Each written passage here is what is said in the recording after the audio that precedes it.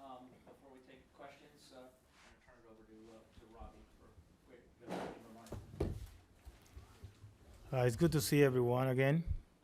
I'm here to apologize, first of all, to the Mex organization, to my teammates, the fans, and you guys.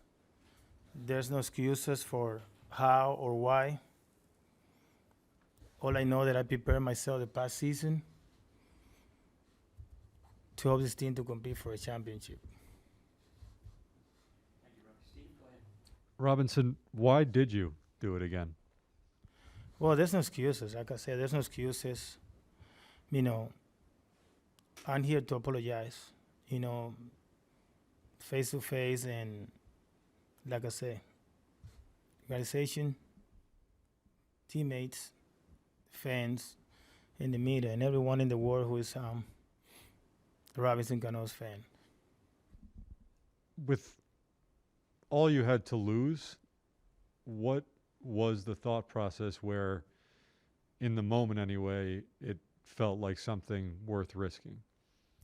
Well, for me, the toughest part was not being here last year. Honestly, like not being part of this team, knowing that I can help them in any way to make it to the playoff. And for me, cheer from a TV or from home is that was for me the toughest part. Who's next? Tim, go ahead. To follow up on Steve's second question, what was the, I guess, reasoning, not an excuse, but a reason to use the steroid? Well, it's like I said, that for me, there's no reason, no excuses. I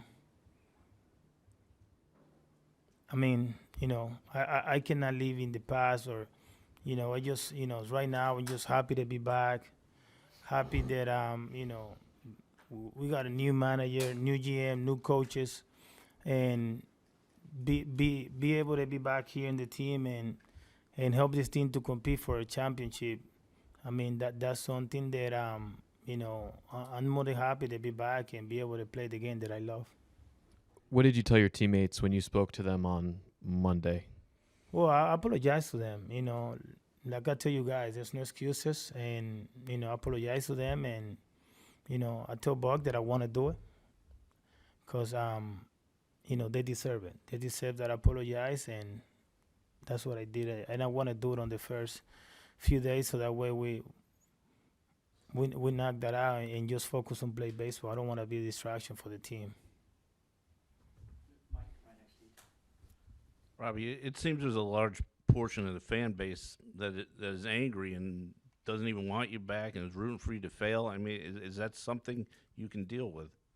Well, I'm gonna do everything that I can to have them cheer for me again. And like I said, I prepare myself, and knowing that now we got a great team, and being part of this team, I'm gonna do everything I can so I can have them cheer for me again.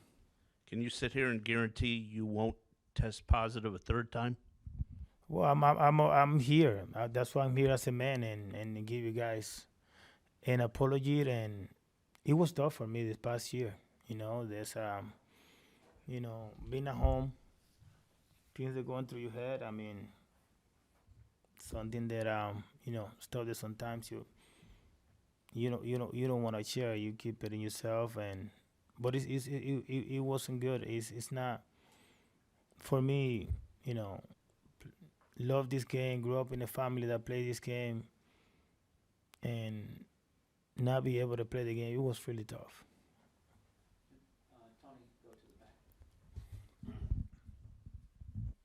Hey, Robbie. Similar question. After not one but two positive tests, why should people believe that it won't happen again? Well, it's like I said, because I'm going to do everything that I can so I can have them believe in myself and cheer for me, because I prepare myself the past season and the goal, to help this team to win a championship. Keisha? Have you thought about how that might have affected your Hall of Fame chances? And if so, how much does that potentially hurt? Well, honestly, my focus is just to, you know, like I said, I'm happy to be back, and my focus is just, help this team to win a championship. I don't want to think about the future.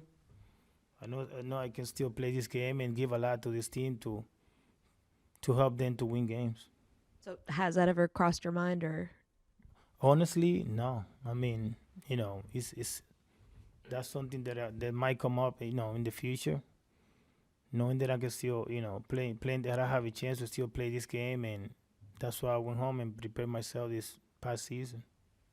Enrique, Robbie, ¿podrías decirle a todos esos fanáticos que están allá afuera en Nueva York y en todo el mundo en español lo que dijiste comenzando, lo que tú querías expresar y lo que tú crees que sigue ahora después de esto y a partir de la próxima temporada? Bueno, lo que dije que estaba aquí para, para pedir una excusa personalmente a la organización, a los compañeros y a la prensa y a todos aquellos que son fanáticos de Robinson. No hay ninguna excusa, el por qué o cómo, sino que me preparé para esta temporada que viene poder hacer un gran trabajo, ayudar a este equipo a ganar un campeonato. Robbie, we've all experienced this sort of thing before. I mean, you as a Yankee in '09 were there when A-Rod did his press conference. And then he also got suspended for a second time. Did you not learn anything from that experience or seeing that example from a teammate? Does it disappoint you that you ended up doing the same thing twice? I mean, all I know that right now, for me, what I lived last season is something that is give lessons to myself. Just being at home, not be able, not even, see your teammates, spend time with them, something that you've been doing for years. And I mean, of course, I learned a lesson, and I think the best lesson you can have is from yourself when you make mistakes yourself. You've had a great career. I mean, terrific numbers, but obviously now a lot of people wonder what it all, how you achieved it. How much of your career has been sort of aided by performance-enhancing drugs? My career, I mean, I've been had the past few years, and but I never before done that before. So it's kind of like I said, I mean, I don't want to live in the past, so I can control from now on and just kind of like, focus on winning championship, because that's the goal. The organization and I know that the Mets fan, they just can't wait for a championship. Robbie, do you believe you could be a high-quality performer without illegal performance enhancers? Yes, I am. I mean, I prepare myself. Like I said, I mean, I stay home this whole year, training every day, Monday to Friday. And I was like doing like kind of like different things that I kind of never done in the past, like to prepare myself to be able that,